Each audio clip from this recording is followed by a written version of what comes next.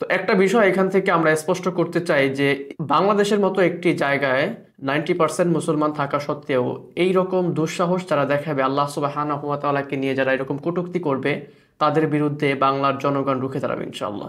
বিসমিল্লাহির রহমানির রহিম। রব্বি ইশরাহ লি সাদরি ওয়া ইয়াসসির লি আমরি ওয়াহলুল উকদাতাম মিন লিসানি ইয়াফকাহু কওলি।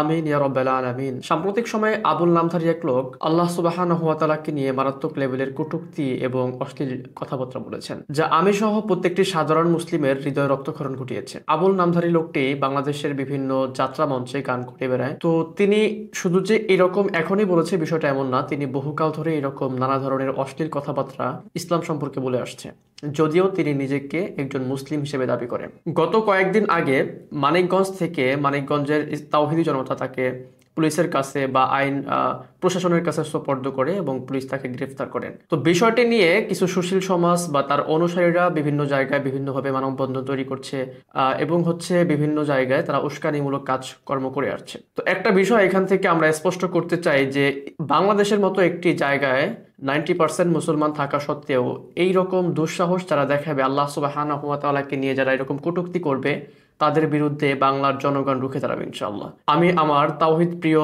যুবক ভাইদেরকে জানাচ্ছি, গ্রামগঞ্জ থেকে শুরু করে শহরের যেখানেই এরকম অশ্লীল বেহায়াপনা ছড়ানোর জন্য মঞ্চ তৈরি করা হবে, বাংলার প্রত্যেক তাওহীদি মুসলিম জনতা তা রুখে দিবে ইনশাআল্লাহ। আর একটা বিষয় লক্ষণীয়, সেটা হচ্ছে যে এই বাউল আমাদের রবকে নিয়ে, আমাদের সৃষ্টিকর্তাকে নিয়ে যে এই কটূক্তি কথা বললো, তার সাফাই গাচ্ছেন কিছু সুশীল সমাজ, বিশেষ করে কয়েকটি রাজনৈতিক দল তার পক্ষে বিবৃতি দিয়েছে। আমরা এখান থেকে তাদের বিষয়টাও স্পষ্ট জানতে পারলাম যে আসলে তারা কি চায়। একটি মুসলিম প্রধান দেশ হওয়া সত্ত্বেও সেখানে তারা তাদের যে সৃষ্টিকর্তাকে নিয়ে বিদ্রূপ হচ্ছে, তাদের সৃষ্টিকর্তাকে খাটো করা হচ্ছে, আল্লাহ সুবহানাহু ওয়া তাআলার শানে বেয়াদবি হচ্ছে, তাকে তারা একপাশে রেখে অন্যদিকে আবুল নামের ফাউল লোকটিকে তারা প্রশ্রয় দিয়ে আসতেছে এবং তার বিচার বাদ দিয়ে তাকে আইন থেকে মুক্ত করার দাবি জানাচ্ছে। আমরা তাওহীদি জনতা তার তীব্র নিন্দা এবং প্রতিবাদ জানাচ্ছি। এছাড়াও ইসলাম প্রিয় যুবক ভাইদের প্রতি আহ্বান থাকবে, আমরা সকল ধরনের পাপাচার থেকে বের হয়ে এসে, অন্যায় থেকে বের হয়ে আসে আমরা কাঁধে কাঁধ মিলিয়ে ইনশাআল্লাহ এইরকম যারা বেহায়াপনা সমাজের মধ্যে ছড়ানোর চেষ্টা করবে, আমরা তাদের বিরুদ্ধে রুখে দাঁড়াবো ইনশাআল্লাহ তাআলা। তাই আমার যুবক ভাইদের প্রতি এবং মুসলিম প্রিয় তাওহীদি জনতার প্রতি আহ্বান থাকবে, গ্রামগঞ্জ সহ বাংলাদেশের যে কোনো জায়গায় যদি এই রকমের কোনো অনুষ্ঠান হয়, আমরা সেটিকে রুখে দেওয়ার জন্য ইনশাআল্লাহ সর্বোচ্চ চেষ্টা করব। কারণ ইসলামের নামে লোকটি যদি অমুসলিম হইতো, লোকটি যদি খ্রিস্টান, ইহুদি, নাসারা হইতো, সেই ক্ষেত্রে আমাদের কষ্টটা কম লাগতো যে সে মুসলিম নয়। বাট মুসলিম নাম দিয়ে সেখানে আল্লাহ সুবহানাহু ওয়া তাআলাকে নিয়ে এরকম পর্যায়ের কথা বলবে, এরকম বিদ্রূপ করবে, অশালীন কথাবার্তা বলবে, সেটা কোনোভাবে মেনে নেওয়া যায় না। আমরা একটা মানুষকে যদি ইঙ্গিত করে বলি, সাধারণভাবে একটা মানুষকে এইরকম ভাবে কথাবার্তা বলি, তাহলে তার কাছে কেমন লাগবে?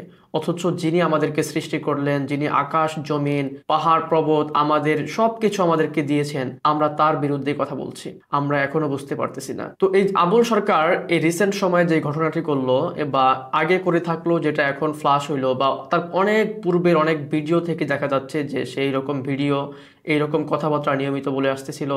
ইভেন তার দেখা যায় নারীদের সাথে কেলেঙ্কারির বিষয়টাও স্পষ্ট হলো।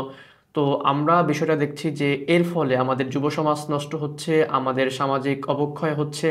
আমরা চাই সরকার এর একটা সুষ্ঠু বিচার করবে, আর তাওহীদি জনতা সর্বদা সব সময় এর বিরুদ্ধে সোচ্চার এবং সজাগ থাকবে ইনশাআল্লাহ। আসসালামু আলাইকুম ওয়া রাহমাতুল্লাহ।